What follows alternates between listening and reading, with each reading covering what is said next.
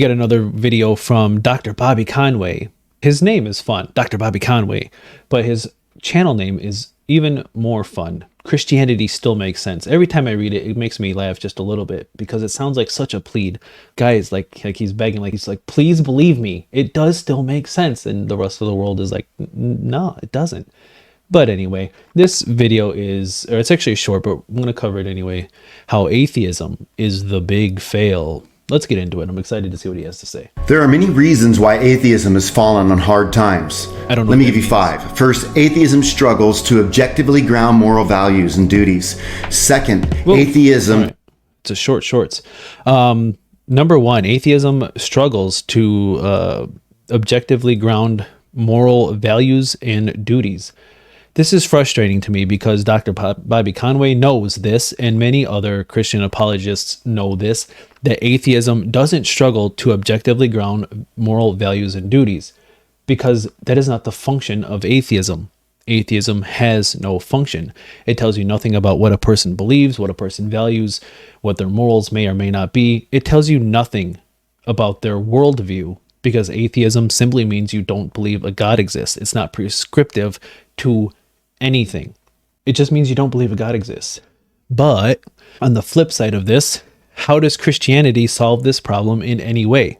Christians cannot agree on what their moral values and duties ought be. You can't agree, Christians cannot agree on how you even get saved. Who's going to get into heaven? How do you get into heaven? What did Jesus really... They can't agree on anything. But most importantly, they cannot know what their objective morals are, because they don't have access to an objective moral law giver. If you find yourself in some type of dilemma, but you don't know what the morally correct choice is, you cannot turn to your God and ask him what the morally correct choice is. Christianity solves nothing in morality. Plus, that same God also supported slavery and genocide and many other absolutely monstrous actions. So if your moral lawgiver, the ultimate authority of morals, supports, condones, allows, commands genocides, if your moral lawgiver wiped out every single human being on the earth, if your moral lawgiver gives you sets rules on how you are to own other people as property for life, I have no interest in your moral lawgiver, because your moral lawgiver is immoral. But let's keep going. What's number 2? Moral values and duties. Second, atheism fails to offer its adherents a sense of ultimate meaning and purpose in life. So I'm going to say this one more time because it's looking like it's going to apply to every single thing that this guy has to say. Of course, atheism does you know ultimate meaning and purpose in life, because atheism just means you don't believe a God exists. There's other things in the secular world that solves the problems he's talking about, but he chooses the word atheism specifically because technically he's correct. But that's not what atheism is. Atheism doesn't do anything. It just tells you that you don't believe God exists. It tells you nothing else about your worldview. Nothing at all. But let's keep going. This last time I'm going to say it. I'm sure it's going to apply to the rest of these. But what is the ultimate purpose in life that's given to you by Christianity? Believe in God, worship God, accept God, praise God, love God. What is your ultimate meaning and purpose as a Christian specifically? To what? To love others? What? That's your ultimate purpose and meaning? Are you sad? It's so stupid. Come on. There's all these Christians are out there don't get their ultimate meaning and purpose in life, except for him, because it's to make money. But it doesn't give you an ultimate purpose and meaning in life. And even if it did, that's still pretty awful, because your ultimate meaning and purpose in life was chosen for you. Whereas in atheism or a secular worldview, you get to choose your own ultimate meaning and purpose in life, which is beautiful. Unlike Christianity, when it's given to you. Let's keep going. Third, atheism as a worldview is unequipped to lead people to... Atheism isn't the worldview. I know I said I wasn't going to say it again, but man, literally the next sentence. Atheism as a worldview, it's not a worldview. It tells you nothing. But what is he going to say? Atheism as a worldview is unequipped to lead people to a morally transformed life. Think about it. How many testimonies have you heard from atheists saying, man, let me tell you how not believing in God has morally transformed my life? So I'm a very small YouTube channel, very, very small YouTube channel. And I don't engage with many atheists. Most of my comment section is filled with Christians telling me how dumb I am and how I need to go back to scripture school or whatever. But I do get some occasional interaction. And even myself, as a very small YouTube channel, have gotten people in my comment sections. You can go through and find them. They're still there. They're up. I'm not making this up.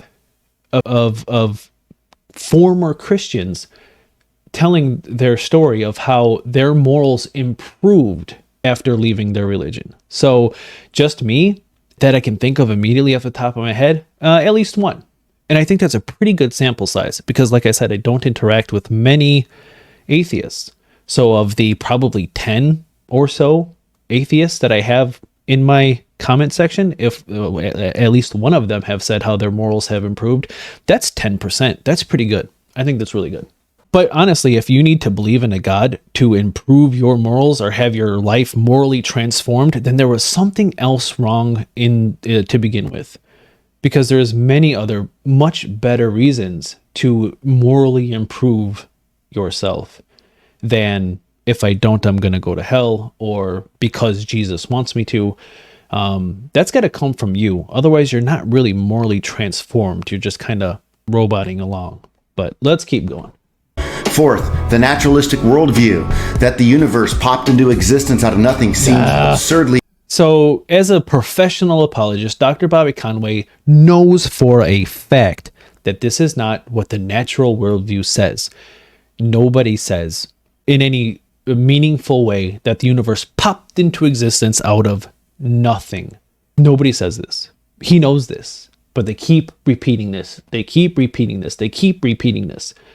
But no, that these naturalistic worldview professors and researchers and scientists, they don't say that the universe popped into existence out of nothing in the sense that you would think about it as in like, hey, there's nothing in this room, there's nothing here. But it was something. It wasn't nothing. It's hard to explain. But literally just Google it. Do scientists say? If you're a Christian and you're watching this video, you've made it this far, just Google it. Do scientists say that the universe popped into existence out of absolutely nothing? And then you'll get your answer, because it's, of course, no, that's silly. But where did God come from? Did God pop into existence out of nothing? Well, you might say that, no, he's always existed. Well, if your God can always exist, then whatever the universe came from can always exist. You see how easy it is to just assert stuff? If you can make it make sense in your head that a God always existed, then you believe that something can always exist. Why can't it just be whatever the universe popped into existence out of? But there's more. If you don't believe that something can pop into existence out of nothing, then ask yourself, where did the materials that God used to create the universe, to create Adam, to create Eve, to create the earth and the waters and the depths and the whatever, where did those materials come from? Did they always exist as well? Or did he pop them into existence out of nothing? Who has the sillier worldview? Let's keep going. Far-fetched to those who oppose a naturalistic explanation for the universe. Fifth, atheism fails to offer hope beyond the grave. That is not a negative thing. That's a positive thing. That again, I've already said it, that atheism doesn't offer anything, but I get what he's trying to say here, is that if you don't believe in a God, then you don't believe in an afterlife. That's not a negative thing, because believing in an afterlife, if you believe that one day you're going to see your loved ones again, that's great. And then your loved one dies. And then at some point along your journey, you lose your faith in Christianity. What problem did that solve? You have to re-grieve the fact that, so you would grieve the loss of your loved one. And now you have to re-grieve the fact that you're never going to see them again. It's much better to prepare for the worst, in my opinion, instead of believing, hoping for the best without justification, without reason. It would be great if we could see our loved ones again, but as of now, there's literally no reason to believe that that's going to be the case. So it's better to just to grieve once and move on. But let's keep going with this. So that was number 5, right? You said top 5. Fortunately, unlike the atheist, the Christian can ground morality, discover God's purpose, experience moral transformation, know that God... Well, yeah, of course, you can experience moral transformation. I'll agree with that, but that's not a good grounding for morally transforming. You used to do that because you want to. You cannot know that God created the universe, all while anticipating hope beyond the grave. Yeah. So, yeah, it's not... Oh, my God, that was really bad. What is this? This is a couple years later, there was some more volcanic... Stop it. This is a really silly video that was linked to me that I'm gonna try and make it through. This guy's already dumb, and I'm only gotten 2 minutes in, but it's really dumb. But anyway, that's not what this video is about. So, Dr. Bobby Conway, I think right at this... Where is he at? Come on, Dr. Bobby Conway, come back. There are many reasons why atheism has fallen on hard times. This last bit here, where he kind of goes through the list of things that know that God he's just lying.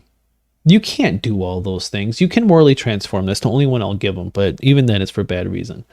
That's what a bunch of lies at the end there, man. That's terrible. But anyway, that's how atheism was the big fail. I'm unconvinced, but all right, till the next one.